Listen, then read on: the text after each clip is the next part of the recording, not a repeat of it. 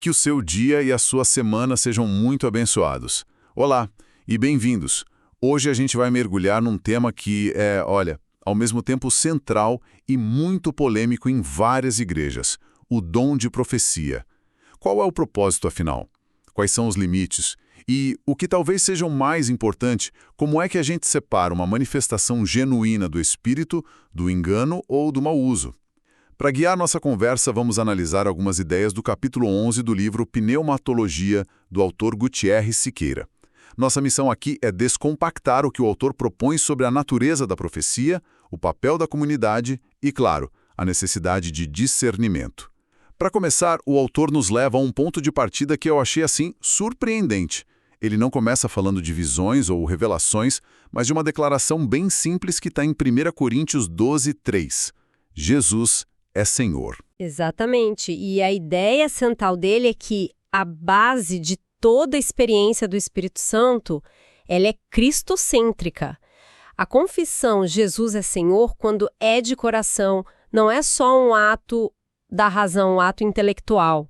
Siqueira define isso como uma declaração que só é possível pelo impulso do Espírito. Isso já coloca um fundamento, né? Totalmente. Já estabelece um princípio. A experiência com o Espírito está ligada à fala, à elocução, mas uma fala que glorifica Cristo. E isso é interessante porque ancora toda a discussão. Não é uma força mística qualquer, mas algo que aponta para Jesus. E essa ligação com a fala me lembra até... A citação de Jeremias, né? Exato, a de Jeremias. Que é muito forte quando Deus diz: agora ponham em sua boca as minhas palavras. É uma imagem poderosa.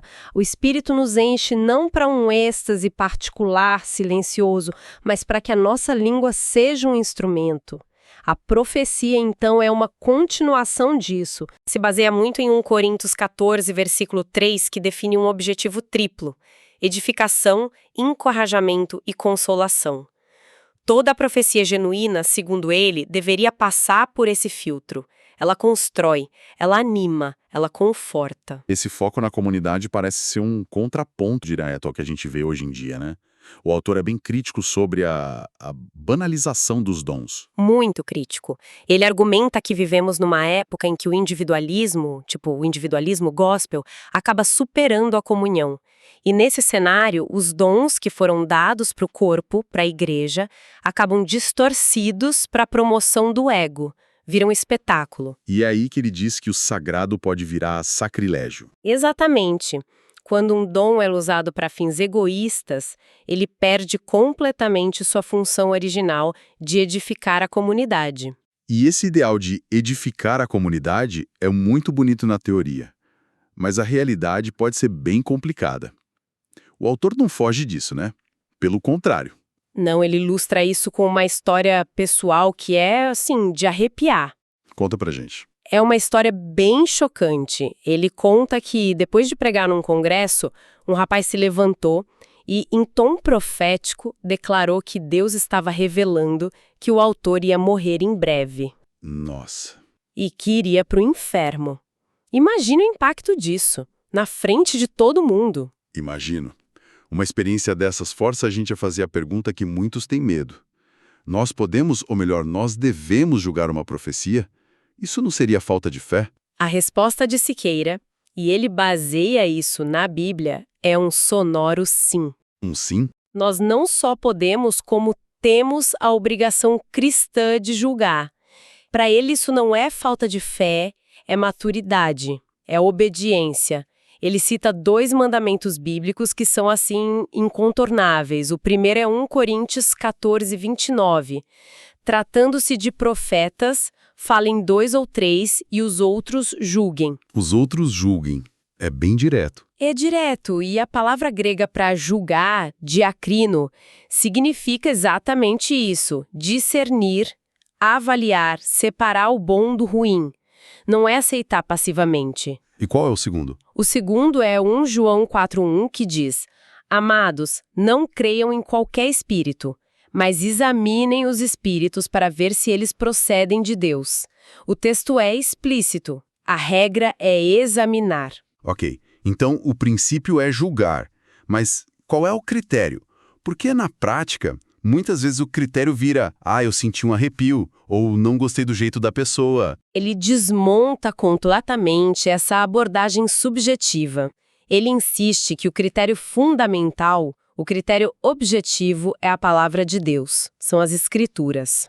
A grande pergunta diante de uma profecia não é o que eu senti, e sim, isso que foi dito está em harmonia com o que a Bíblia ensina? A análise, então, não deve se basear em sensações. De forma alguma, nem na simpatia pelo profeta, mas na conformidade com a sã doutrina.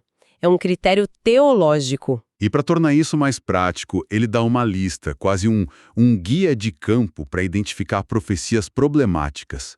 Vamos passar por alguns desses exemplos? Sim, ele lista alguns tipos bem comuns. O primeiro são as profecias sobre casamento, negócios, viagens. As clássicas. As clássicas. Basicamente, profecias que ditam decisões pessoais. E a comparação que ele faz é bem forte. Ele diz que isso se assemelha mais a um horóscopo gospel do que a um dom espiritual. Essa comparação com o horóscopo é poderosa. O que me chama a atenção é a ideia de terceirizar a responsabilidade, né? Exatamente. A crítica não é só sobre o falso profeta, mas sobre uma certa passividade espiritual de quem ouve. Que prefere uma palavra mágica. Pois é, em vez de passar pelo processo muitas vezes difícil, de orar, estudar e buscar discernimento pessoal. Outro tipo que ele menciona, e aí conecta com a história dele, são as profecias de morte. Sim, para ele, essas são uma contradição em termos. Ele volta sempre àquela pergunta filtro de 1 Coríntios 14. Edifica, encoraja e consola. Exato. Em que uma profecia de morte edifica, encoraja ou consola alguém.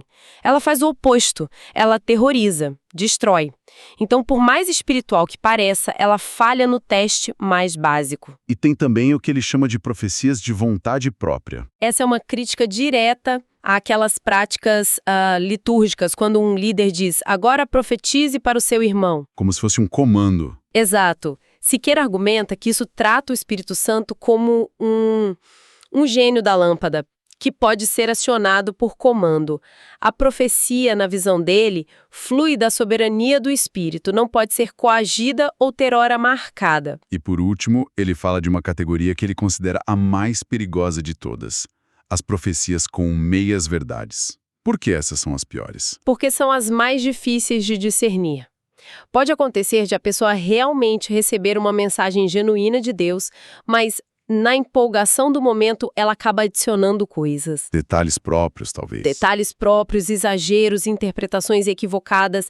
É essa mistura do divino com o humano que complica tudo. E aqui ele faz uma distinção que eu achei brilhante. Profecia não é psicografia. Sim, essa distinção é muito boa. Na psicografia, a pessoa seria um canal neutro, um autômato. A visão bíblica, segundo Siqueira, é que o dom opera através da personalidade, da cultura do vocabulário de quem profetiza. A humanidade da pessoa não é apagada. Ela é usada por Deus. Isso. Mas isso também explica por que o elemento humano pode, às vezes, poluir a mensagem, o que reforça, de novo, a necessidade de julgamento pela comunidade. Falando nisso, se o conteúdo precisa ser julgado, Siqueira argumenta que o contexto é igualmente importante. Ele critica os profetas de rádio, de redes sociais. Sim, e ele até conta o caso de um deputado que tentou profetizar no plenário do Congresso, o que, claro, Virou piada. virou chacota. O ponto dele é que o ambiente congregacional, a igreja local, é o ecossistema projetado para o exercício seguro dos dons. É onde tem disciplina, avaliação. Exatamente. Onde tem a liderança e o julgamento coletivo. Fora desse contexto, o profeta vira um lobo solitário, sem ninguém para corrigir ou validar. Ele até cita pioneiros pentecostais como Louis Petrus e Donald G., que eram inflexíveis nisso. Os dons são para a igreja e devem ser exercidos na igreja. Faz todo sentido. Fora da comunidade, não existe prestação de contas. Online, por exemplo, a pessoa pode simplesmente bloquear quem questiona. Pois é.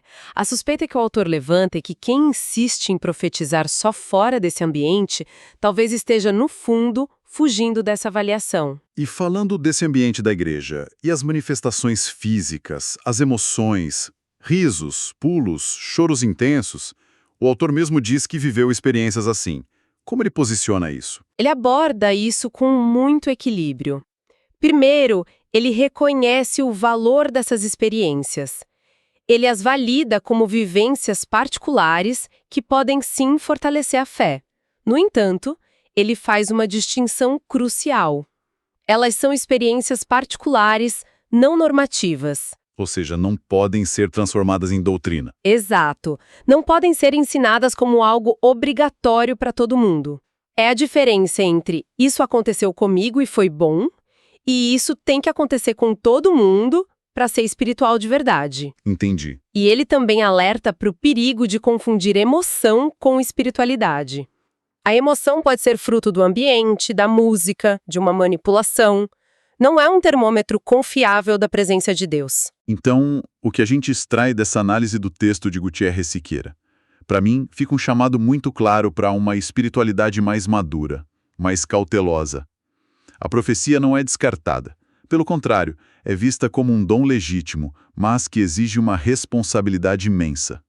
A grande tensão que o autor nos apresenta é essa, entre a busca legítima por uma experiência espiritual genuína e o risco do desvio. O desvio para o individualismo, o emocionalismo. E até a manipulação. E as salvaguardas que ele propõe são antigas e testadas: a comunidade e a fidelidade às escrituras. Isso nos deixa com uma reflexão final que o próprio texto provoca. Num mundo onde supostas revelações são transmitidas instantaneamente pelas redes sociais sem filtro nenhum, como uma comunidade pode, na prática, aplicar esses princípios de discernimento coletivo? Como podemos juntos distinguir uma mensagem que vem do divino daquilo que é só opinião humana, empolgação ou, no pior caso, engano? Uma excelente pergunta para refletirmos. Na próxima semana, continuaremos a nossa análise deste mesmo livro. Que Deus abençoe a todos os ouvintes.